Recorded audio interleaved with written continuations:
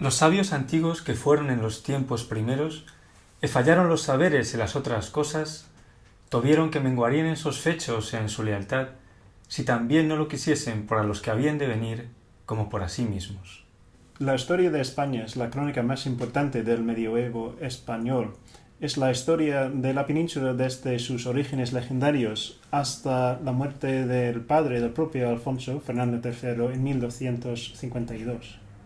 Alfonso X el Sabio rigió los destinos de Castilla y León entre 1252 y 1284.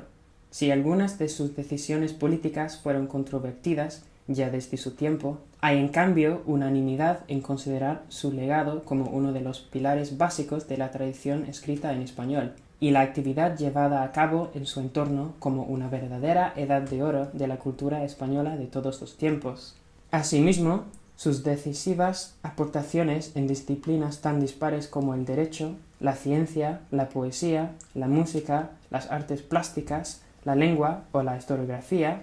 a menudo herederas de la sabiduría oriental, hacen de él una figura clave para entender el mundo occidental del siglo XIII. La actividad tanto política como intelectual que el rey Alfonso desarrolló durante su reinado sobrepasó los límites de las fronteras peninsulares en una medida nunca antes ni después alcanzada por un monarca hispano durante la Edad Media. Hay que tener en cuenta que estaba emparentado con las principales dinastías europeas de la época y lo que, entre otras cosas, estuvo a punto de otorgarle el título de emperador del Sacro Imperio. Además, intelectuales, diplomáticos y artistas extranjeros, tanto orientales como occidentales, eran recibidos y empleados en su corte.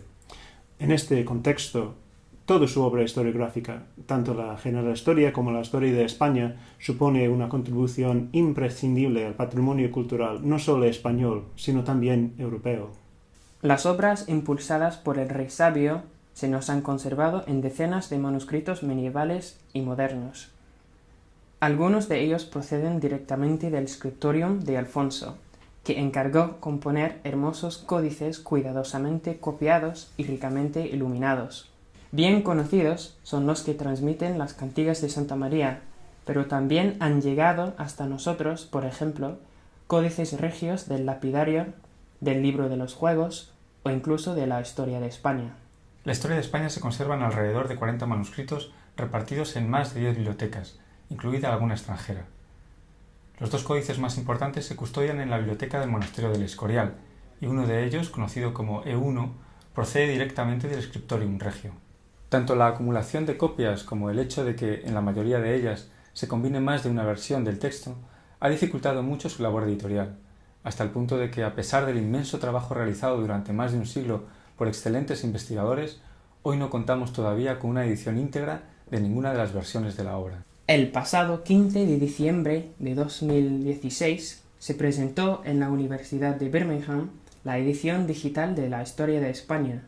que ha corrido a cargo de un equipo dirigido por el profesor Angus Ward de esa misma universidad. La Historia de España digital es fruto de 4 años de trabajo y ha contado con el patrocinio del Arts and Humanities Research Council del Reino Unido. Incluye la reproducción facsímil y la transcripción de algunos de los principales manuscritos de la obra, la visualización paralela de testimonios, así como una presentación crítica provisional de una de sus 3 versiones. Cuenta, además, con diversos recursos y herramientas que facilitan el acceso al texto y a su contexto, tales como un índice onomástico, diagramas sinópticos, mapas interactivos y un motor de búsqueda. Desde el proyecto Historia de España Digital hemos querido acompañar el lanzamiento de la edición con 4 exposiciones simultáneas en sendas bibliotecas que conservan manuscritos alfonsíes, con el fin de dar a conocer el rico y complejo legado codicológico y textual de la obra. Además, hemos preparado una exposición digital en la que se amplían los contenidos de la exhibición presencial con textos, imágenes, audios y actividades relacionadas con la figura y el legado de Alfonso, y en particular con la historia de España,